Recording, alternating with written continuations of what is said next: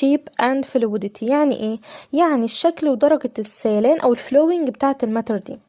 معانا هنا بيقول materials differ in their ability to flow and the possibility of change their shape when transfer from container to another. يعني المواد بتختلف في قدرتها على الفلوينج، وكمان بتختلف في تغير شكلها لما بتتنقل من كونتينر للتاني. تعالوا ناخد امثله معانا عشان نفهم اكتر. هم حطولنا الليكويد والجازز في جروب مع بعض اسمهم فلويدز، وهناخدهم دلوقتي، وحط السوليدز مع بعض. طيب هناخد اول حاجه معانا الليكويدز such as water and oil.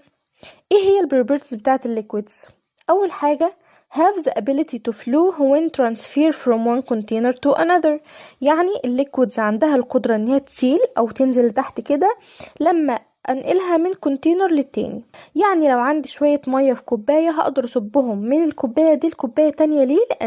لان المية ليكويد، والليكويدز عندهم الابيليتي to flow.